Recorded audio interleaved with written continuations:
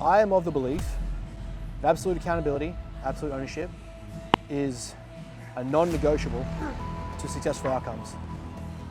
The more you are able to point the finger inwards, the more you're able to look at yourself internally and assess that you were the reason for the result or the outcome that occurred, the more you are able to look at, assess, refine, and improve the variables that went into that outcome.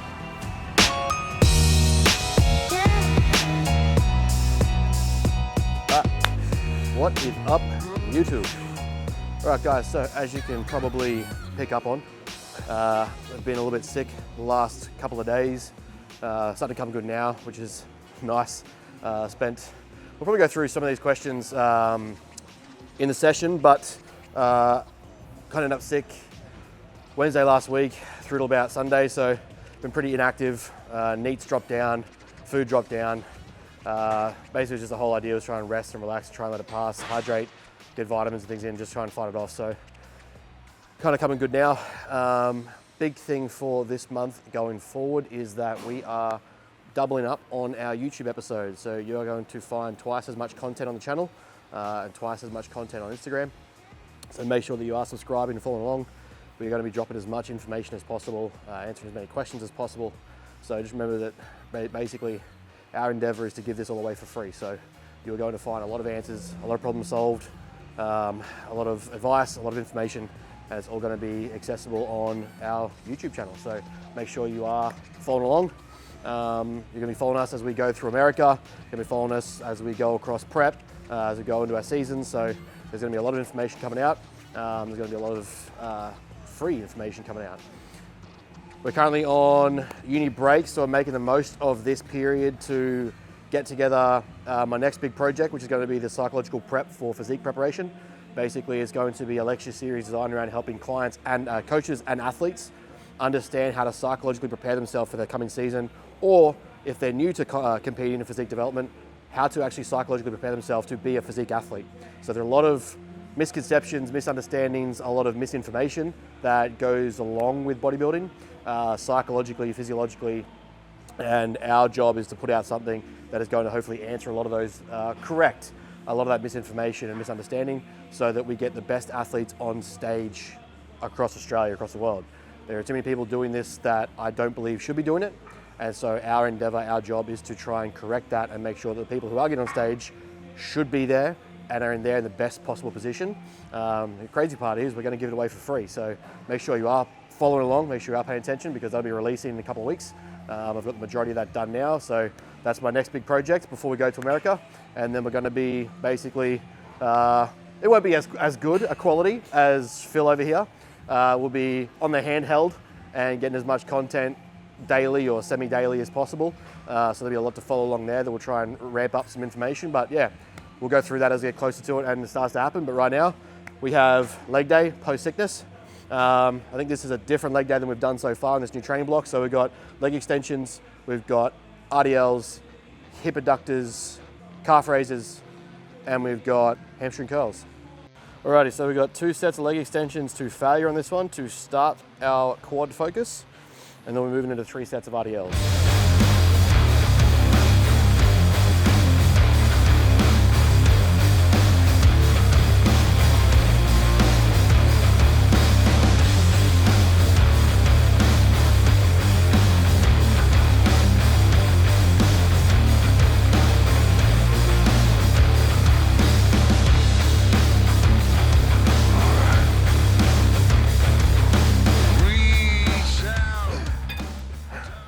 Big mistake people make on the leg extensions is they fail to utilize stability. So one of the best tools that we have for the legs, for quads, is a leg extension. Works us through the lengthened position, works through the full range of motion, gets a massive stretch on the quad, but we limit our ability to generate load because people want to lean forward and they want to try and hold and tap onto their legs, or they want to try and pull, like hold the seat. You have grips or handles on the side of your machine, hold onto the fucking thing. What it's going to do is allow you to pull yourself in nice and tight, generate extra stability. That stability allows you to focus and generate more force through your quads. It's going to allow you to generate more load and overall stimulate more hypertrophy.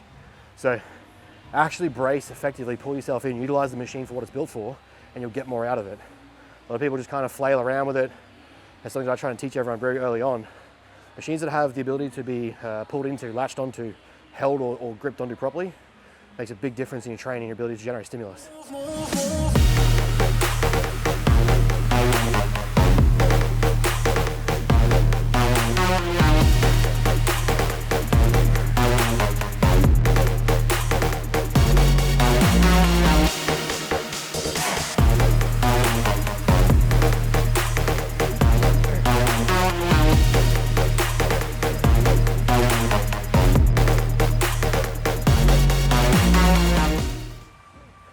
Can you actually master your emotions to enhance performance?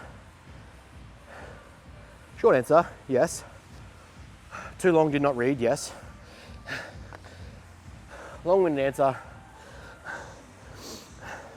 Emotional regulation is actually a pivotal tool to a lot of great athletes, even when they don't think it's what they're doing. One of the things, I think we've spoken about this before, is a lot of the time, especially before the research was actually present, a lot of greats had these concepts or theories that they used because it served them, and over time they learned to harness or refine these techniques and tools, right? So with emotional regulation, we have to look at the inverted U of arousal. Basically understand that the zone of optimal performance is essentially right before the bell curve peaks too high and starts to drop off. So if we're trying to find that optimal zone of arousal where we're focused, we're present, we're not too stimulated, we're not too overworked, we're not too nervous, but we're recognizing that we are excited and we're into the situation, we're focused on the situation at hand. If we're trying to get to that level, if we're too emotional, if we're too reactive, if we're too aggressive, where you see guys, they talk about in boxing, you see it on football fields, guys that are too aggressive, they're too worked up, trying to start fights, usually are the team that will either lose or start to underperform, and they get frustrated. Inversely, the team that seems to be regulated, the team or the player or the boxer, the athlete that is regulated, is in control, tends to have the better outcome. Because what's happening is they're finding that level of optimal performance, that optimal arousal, where the body is wide enough, the muscles are tense enough, the body is reactive enough, you're alert, you're focused. To get to that level of emotion, of arousal and performance requires a degree of emotional regulation. If you can get emotional intelligence and emotional control to that level of stability, you optimize your performance mentally on the field, which is going to give you a better benefit or greater benefit in your performance. So, long answer is absolutely, and some of the greatest athletes of all time have all been able to do it. You look at Jordan when he talks about taking things personally, he's not getting worked up to the point of being overstimulated, frustrated, angry, upset. He's taking something personally as that's an emotional trigger for him to switch on or switch to that next level, which allows him to maximize his performance even better. So for some people, that becomes an even greater tool to emotional regulation, emotional control, is taking that little bit of personality to it and that personal infliction and being able to apply it in an emotionally stimulating way. So short answer is yes.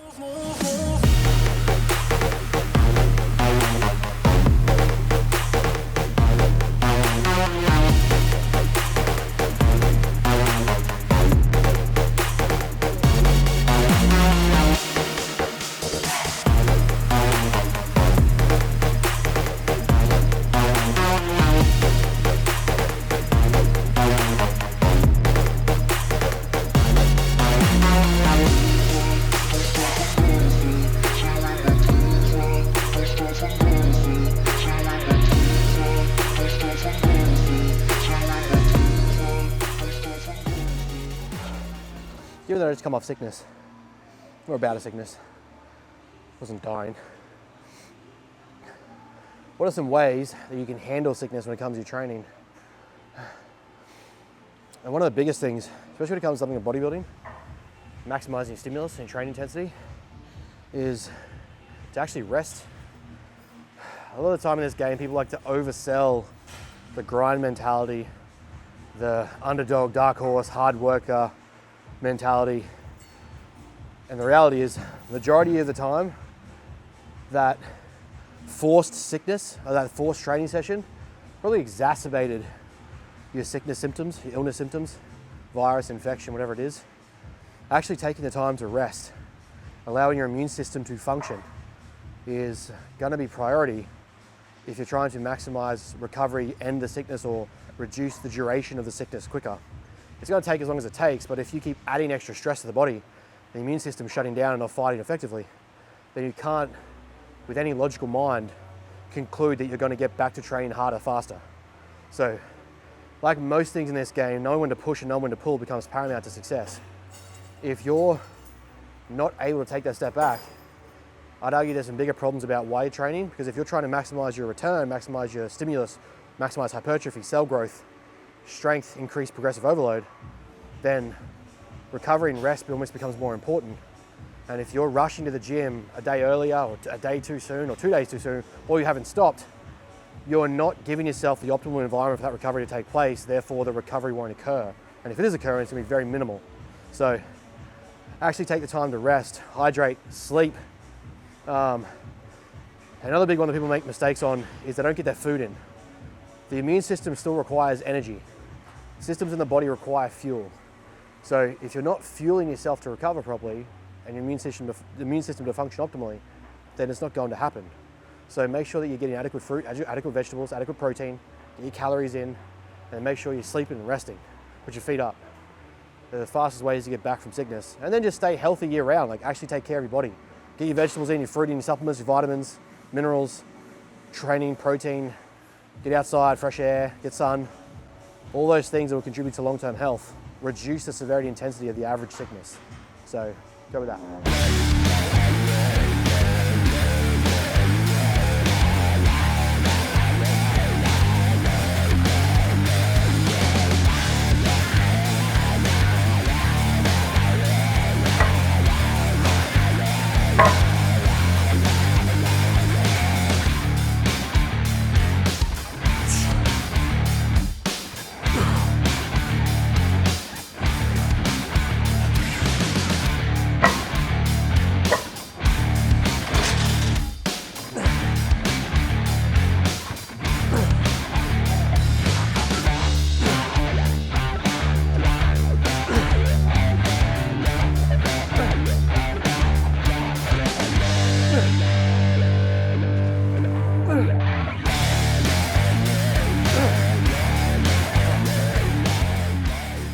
So what we've got here is some inverse set progressions.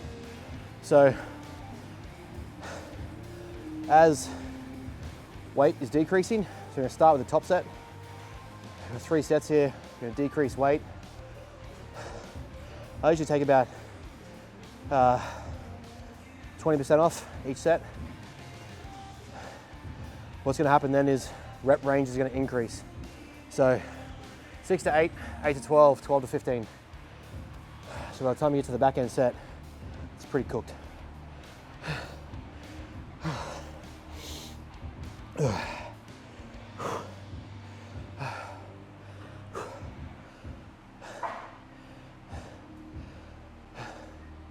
because of sickness, we reactively instituted deload last week. I trained Tuesday, Wednesday, and then took Thursday to Sunday off.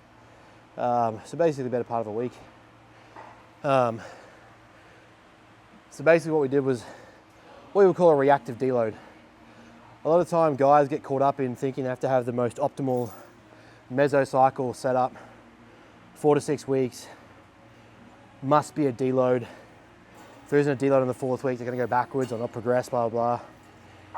And yeah, when you're at the level where intensity is consistently high and that recoverability needs to exist, taking structured deloads is important. But if you're on a roll and you're finding the body's feeling good and you're progressing effectively, then basing a deload more on need rather than a want, I think becomes more important. So for us, we instituted it a week early. I was supposed to deload this week, but with the sickness landing, post-uni, post-exams, kind of all come flooding at once, we took that chance to take the back step, 5 steps forwards, 2 steps backwards, and use that to kind of let the body recover. So now I come back into this block. I was doing 180 last week on the Tuesday, 180 for 6. Plan was to progress that this week, but because of the deload and how sickness went, I just take it back a bit. 160 times 8, They'll probably go like 140, then 130-ish. Just so that, again, we have that runway of time to continue to progressively overload and achieve the stimulus without risking injury or risking recoverability issues too soon. So take the weight off this, do the next set, go again.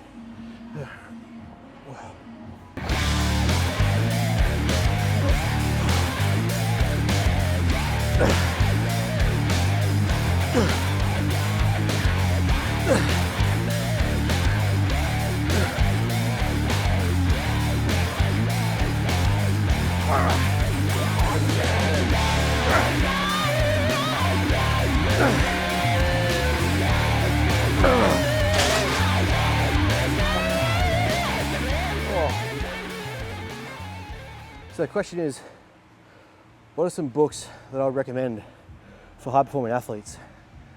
And there's a lot. There's a lot of books that you could recommend here. And it would depend on, this is the issue with like generalized questions like this is, I would recommend different books based on the person I'm working with, the athlete or the executive that I'm trying to work with, based on where they are and what they need. Not everyone obviously requires the same literature or text to kind of help them out. But knowing the average successful athlete that I know and people I've spoken to or work with, some of the best ones that I recommend or give is Relentless by Tim Grover, Winning by Tim Grover. Nail these two books, read them, study them, learn them. My favorite part about winning, there is 13 principles that Tim Grover teaches about winning. And he has one of the best takes on winning by anyone that I've ever met, anyone that I've ever heard of, listened to, read about, or spoken to. And the best part is they're all labeled number one because he doesn't believe any of them supersede the other. So all 13 principles are essential to understanding winning. So you can pick up the book and start at any chapter and you'll be able to follow the rest of the book. Relentless teaches the difference between a closer, a cooler, and a cleaner. Again, a principle taught by Tim Grover. He was the exercise kinesiologist that worked with Jordan, ended up working with KD, ended up working with Kobe Bryant, and then now he's worked with Phil Heath. He's worked with businesses, executives, corporations. He is the guy on performance mentality. And Jordan is attributed to him helping him win his championships. Kobe attributed him with helping him win his championships. And his ability to articulate the difference between those three principles, cooler, a closer, and a cleaner, is some of the best read that you will ever have if you're anyone that's athletically driven and trying to understand high performance. Another one that I really like to recommend is How to Become 0.01% by Gareth Timmons. It is a phenomenal book about how he went from being an average Joe bum in England to becoming a Royal Marine and SBS commando. So he basically journals and deconstructs his entire process through that process, and it's some of the most informative, insightful information about mental toughness that you will ever read. And then a big one would be Carol Dweck's Growth versus Fixed Mindsets. If you can understand that you are capable of changing the wiring in your brain, you start to realize that a fixed mindset doesn't make sense and that your brain is malleable and you can actually construct it to be as optimal, responsive, and effective as it can be in the field you're trying to work in if you put the time into doing it. So correcting someone's fixed versus growth mindset, I know it's very pop culture-y for a lot of people, but in the actual realm of neuroscience, it's physically proven to be true if you understand that you can do it. So they would be my 4 books that I recommend any high-performing athlete or someone who wants to be a high-performing athlete, go and read.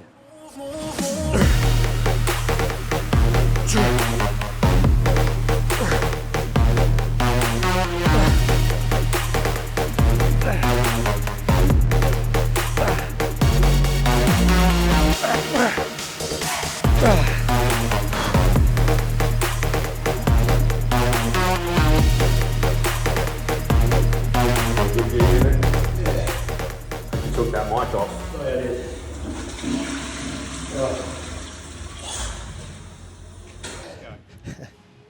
Just had to bring up breakfast real quick.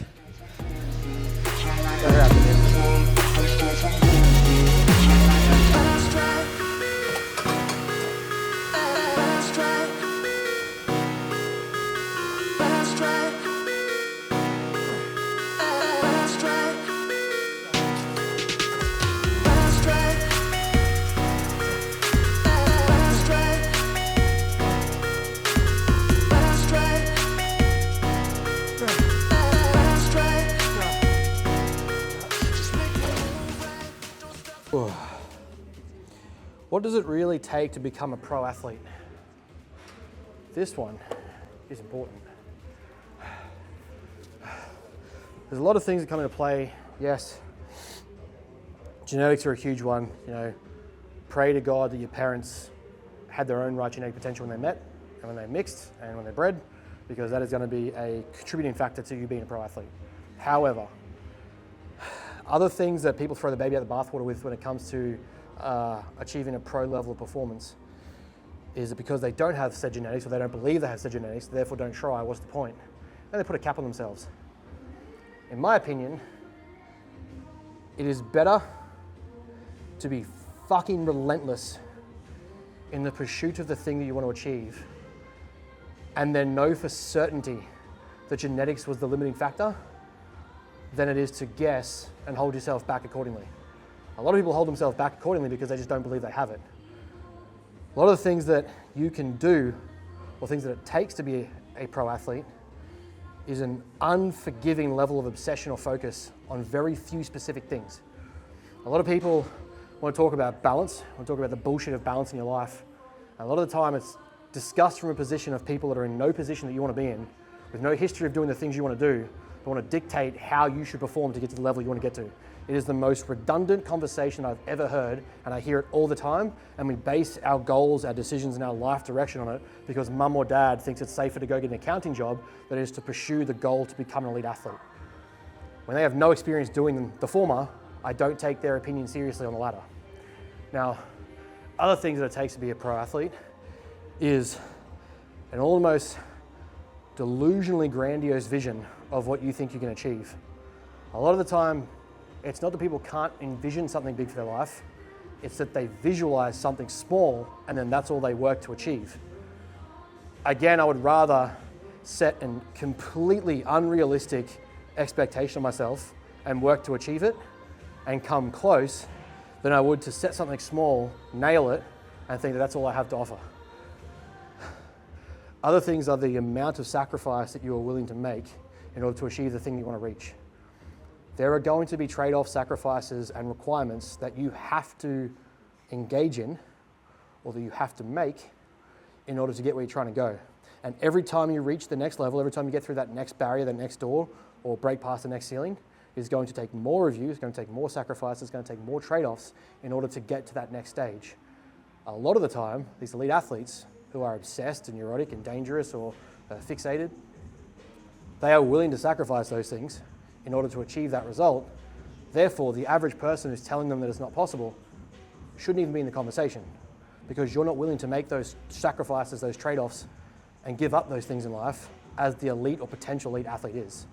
So give those things a consideration and understand that if you're wanting to be an elite athlete, those are bare minimums to get in.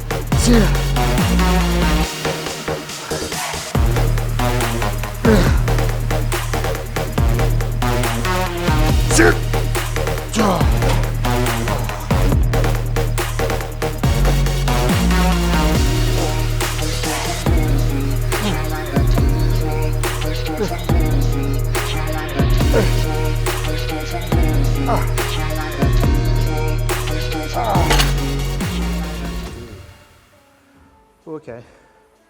Time management for young athletes in school.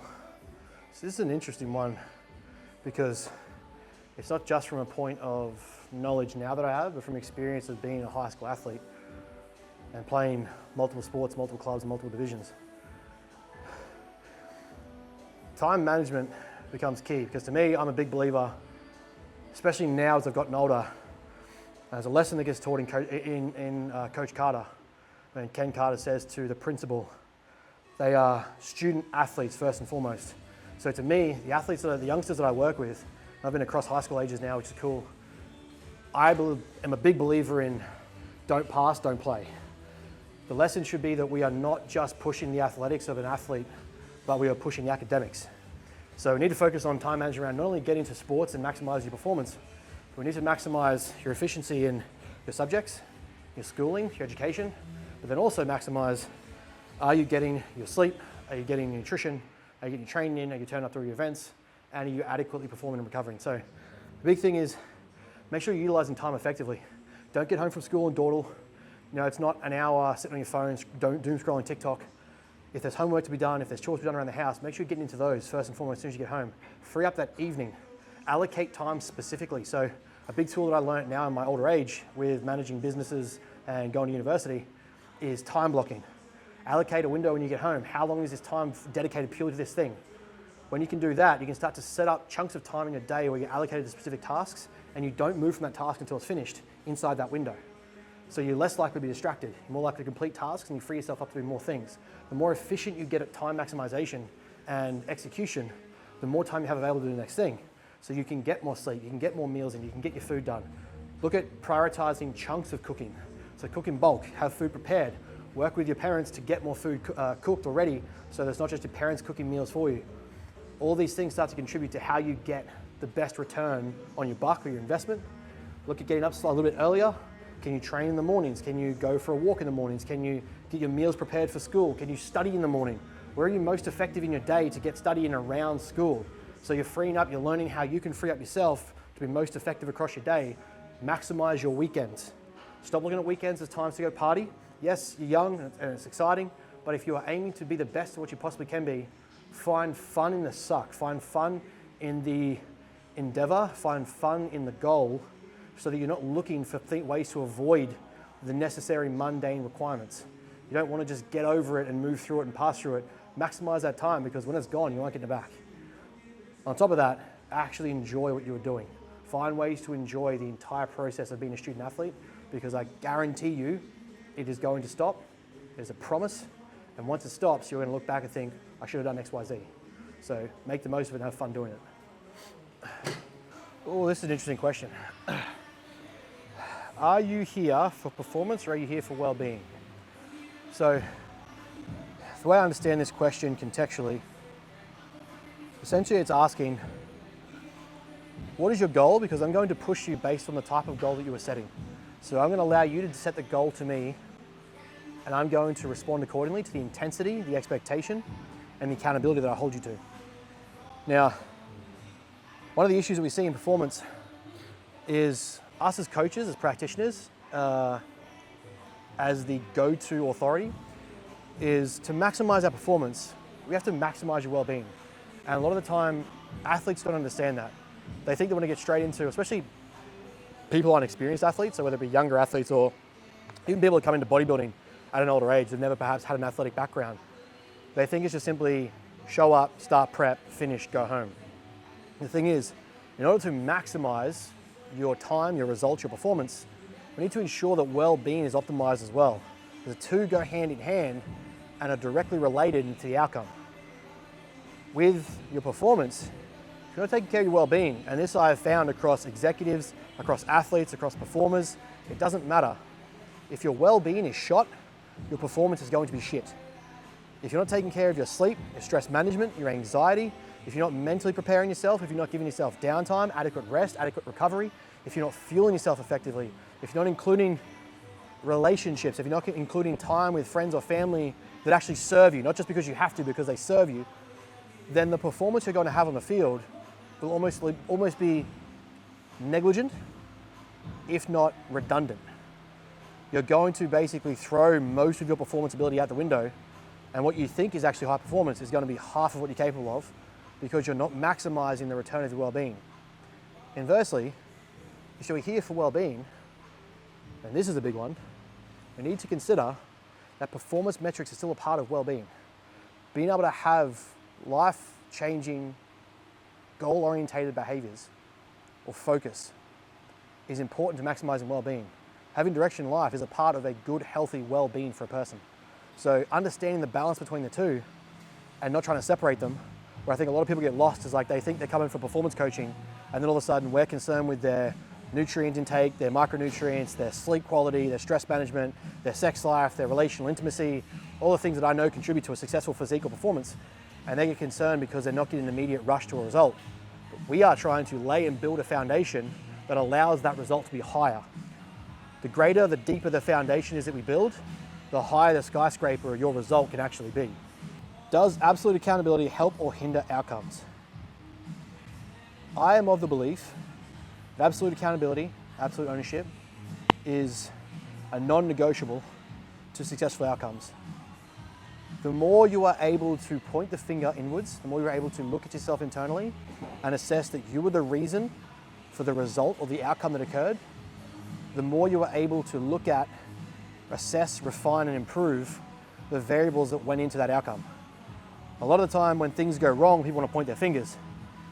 When things go right, that's when they point their fingers at themselves.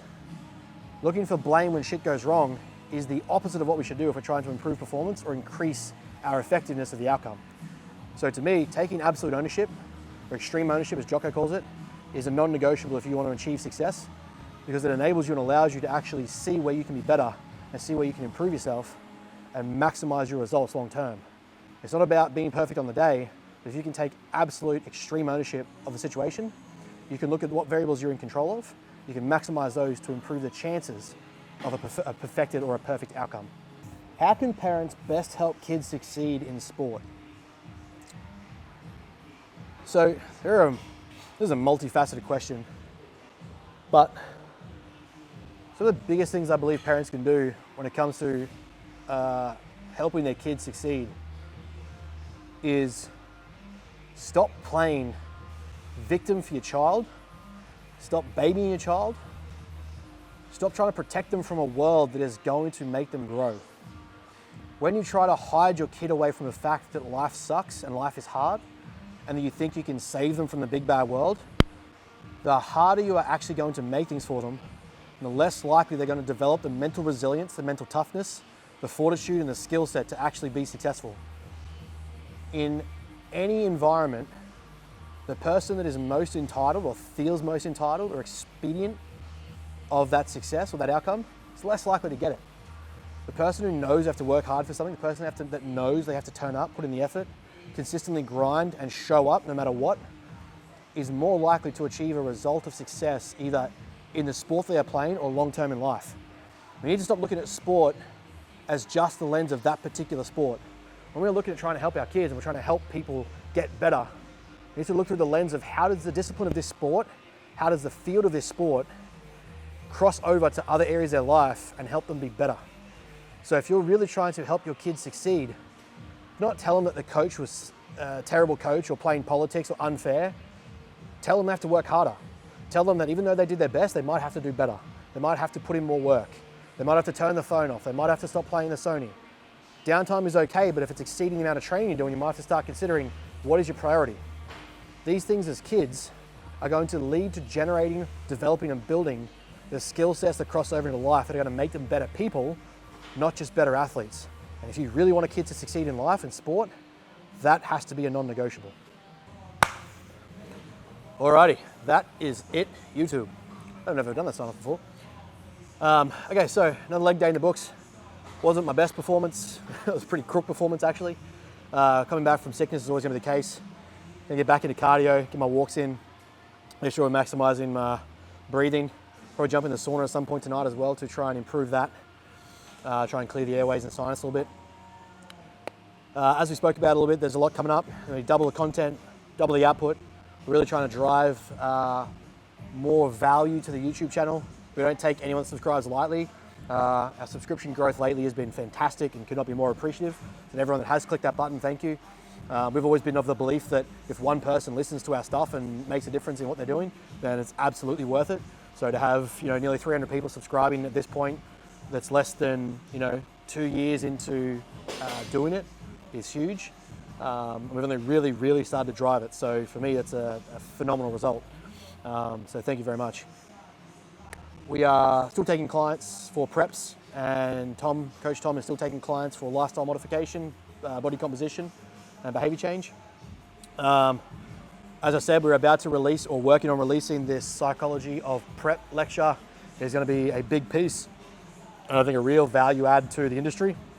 And I'm really excited for this one to get put out. So having people that have engaged already that they think it's necessary and that it's a relevant piece of content or resource is exciting. Hopefully it means we're going to make an impact and difference in this game that sees people perform better in a healthier, more sustainable way, and can do this long term because they love it, not because they're seeking some external validation for the feedback and criticism they never received from their parents. There's a lot to this that people need to understand, and I think being in the right mental framework to get on stage is important, not just being lean enough and having the right sets and reps. So that is where we're going to leave this episode. Like I said, coaching is still available. Look 12 months down the track, not 6 weeks, 20 weeks. And yeah, let's get to work.